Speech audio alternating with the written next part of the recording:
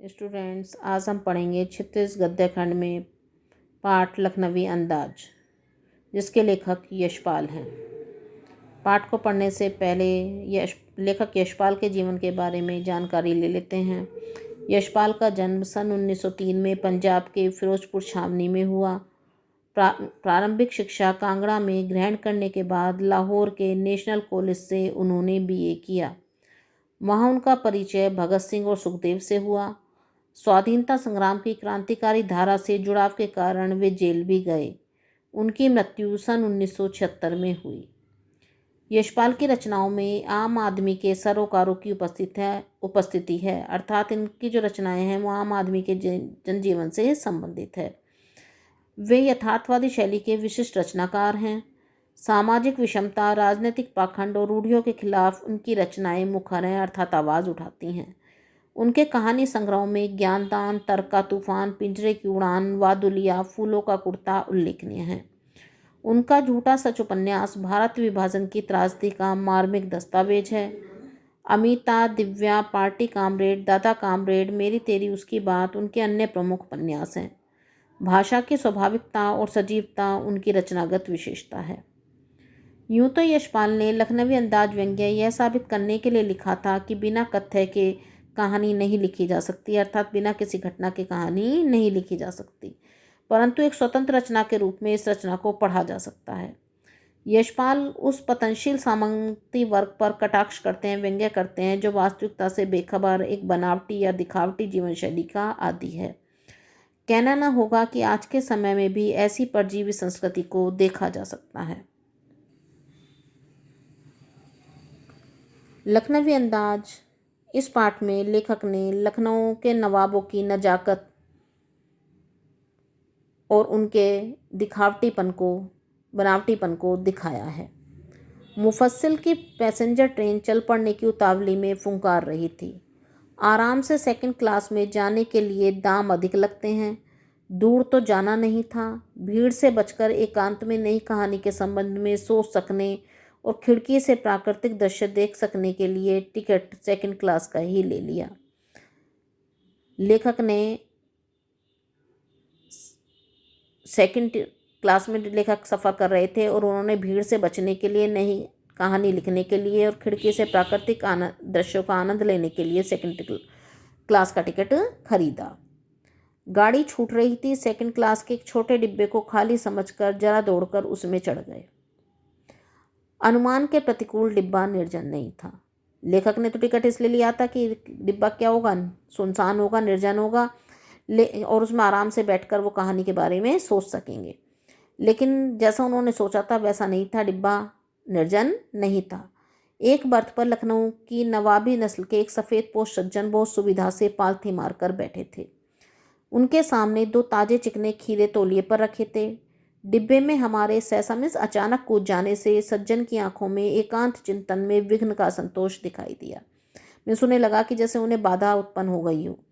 सोचा हो सकता है लेखक सोचने लगा कि यह भी कहानी के लिए सूझ की चिंता में हो या खीरे जैसी अपदार्थ वस्तु का शौक करते देखे जाने के संकोच में हो। लेखक को लगा कि या तो ये भी एकांत में कहानी लिखना चाहते थे या ये संकोच में हो गए हैं कि मैंने जो है इन्हें खीरा खाते हुए देख लिया है।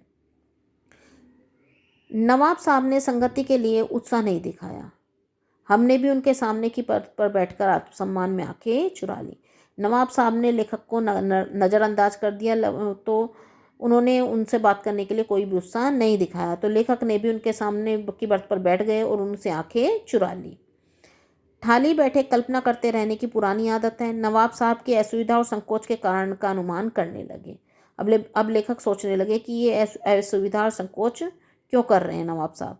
अब सोचने लगे कि संभव है नवाब साहब ने बिल्कुल अकेले यात्रा कर सकने के अनुमान में किफ़ायत के विचार से सेकंड क्लास का टिकट खरीद लिया हो और अब गवारा न हो कि शहर का कोई सफ़ेद पोश उन्हें मंझले दर्जे में सफ़र करता देखे। अकेले सफ़र का वक्त काटने के लिए खीरे खरीदे होंगे और अब किसी सफ़ेद पोश के सामने खीरा कैसे खाएं। अब लेखक सोचने लगा कि नवाब साहब ने अकेले यात्रा करने के अनुमान से सेकंड क्लास का टिकट खरीदा होगा और अब उन्हें अच्छा नहीं लग रहा कि कोई उन्हें इसमें सफ़र करता देखे और अकेले सफ़र करने के इरादे से ही उन्होंने खीरे खरीदे होंगे, लेकिन अब मेरे सामने, मीन्स लेखक के सामने, वह खीरे कैसे खाएं। तो इसमें बेटे 2 क्वेश्चन बन जाते हैं जो सेम हैं कि एक तो लेखक ने सेकंड क्लास का टिकट क्यों खरीदा, तो उसका उत्तर है कि लेखक ने सेकंड क्लास का टिकट इसलिए खरीदा कि ताकि वह नई कहानी लिख सके, भीड़ से बच सके और प्राकृतिक दृश्य का आनंद ले सके। दूसरा क्वेश्चन इसमें बनता है कि नवाब साहब ने सेकंड क्लास का टिकट क्यों खरीदा, तो नवाब साहब ने पैसे बचाने के इरादे से सेकंड क्लास का टिकट खरीदा।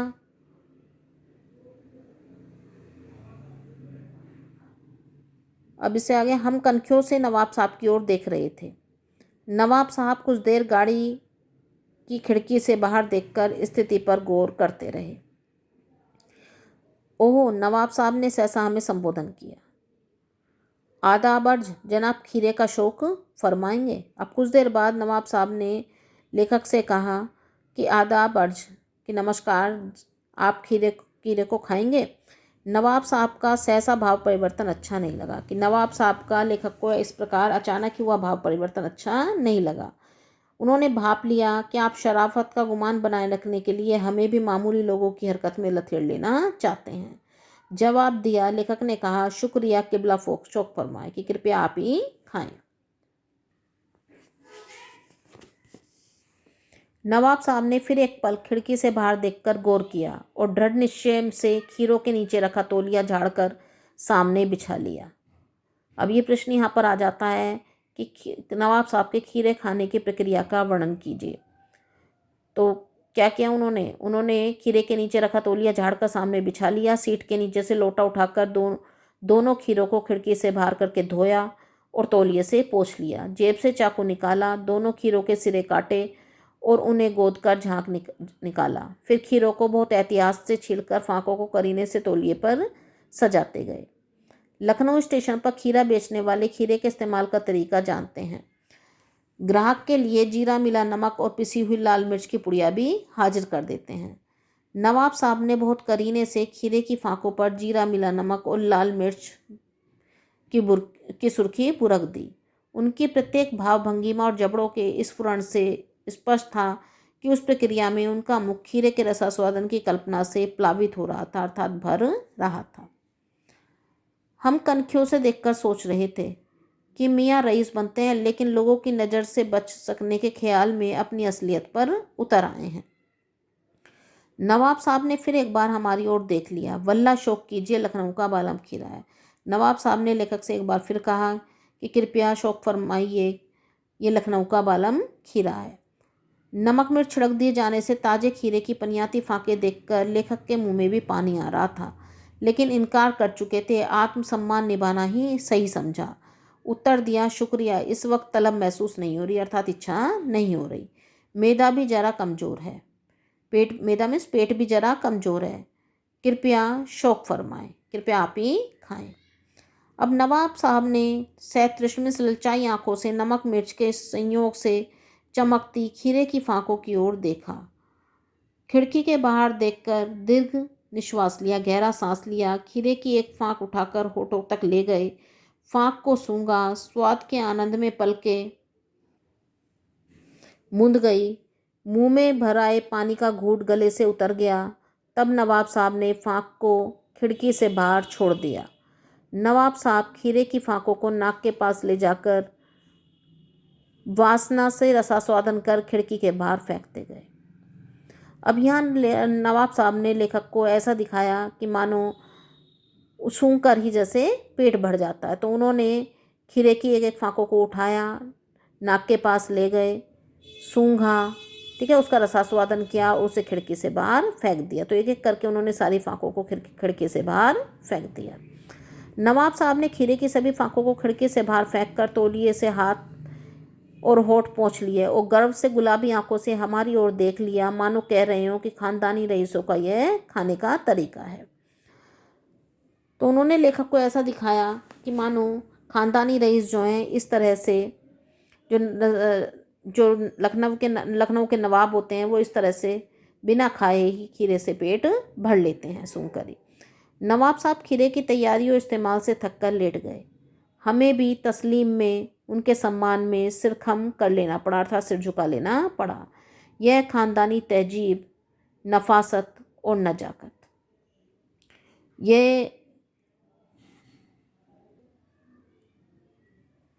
है ख़ानदानी तहजीब। तहजीब में शिष्टाचार, नफासत, सफाई और नजाकत, और इनका कोमलता में नाजुकता। हम गौर कर रहे थे खीरा इस्तेमाल करने के इस तरीक़ों को खीरे की सुगंध और स्वाद की कल्पना से संतुष्ट होने का सूक्ष्म, सबसे छोटा, नफीस, अच्छा और एब्स्ट्रैक्ट बिल्कुल सही तरीका ज़रूर कहा जा सकता है। परंतु क्या ऐसे तरीके से उदर की तृप्ति भी हो सकती है? अब लेखक सोचने लगे कि ठीक है, खीरा खाने का या इस्तेमाल करने का ये जो तरीका है, इसको सबसे छोटा, अच्छा और सही तरीका कहा जा सकता है, लेकिन क्या ऐसा हो सकता है कि इस तरह से खीरा सूंघने मात्र से ही पेट भर सकता है? नवाब साहब की ओर से भरे पेट के ऊंचे डकार का शब्द सुनाई दिया और नवाब साहब ने हमारी ओर देखकर कह दिया, खीरा लजीज होता है, लजीज में स्वादिष्ट होता है, लेकिन होता है शकील, लेकिन शकील में भारी होता है पेट के लिए। नामुराद मैदे पर बोझ डालता है। नामुराद में जो नामुराद में जिसकी इच्छा ना हो, अर्थात दुर्भाग्यशाली, ये जो है मैदे में पेट पर बोझ डाल देता है। ज्ञान चक्षु खुल गए। पहचाना ये है नहीं कहानी के लेखक। अब लेखक को, क्योंकि लेखक तो अपनी कहानी के पात्र को ढूंढ ही रहे थे, तो उनके जो ज्ञान नेत्र थे वो खुल गए और उन्होंने पहचान लिया कि यही मेरी नई कहानी के लेखक हैं। खीरे की सुगंध और स्वाद की कल्पना से पेट भर जाने का डकार आ सकता है, तो बिना विचार घटना और पात्रों के लेखक की इच्छा मात्र से नई कहानी क्यों नहीं बन सकती? अब लेखक के मन में आया कि अगर खीरे की सुगंध और स्वाद की कल्पना से ही पेट भरा जा सकता है, तो बिना विचार के, बिना घटना के और बिना पात्रों के ही एक कहानी क्यों नहीं लिखी जा सकती? लेकिन वास्तविकता ऐसी नहीं है। इस व्यंग्य के द्वारा लेखक ने जो है लखनऊ के नवाबों की नजाकत पर, दिखावेपन पर, बनावटीपन पर जो है व्यंग्य किया है कि जिस तरह से बिना खाए पेट नहीं भरा जा सकता, उसी प्रकार बिना घटना, बिना पात्रों के और बिना विचार के कहानी नहीं लिखी जा सकती।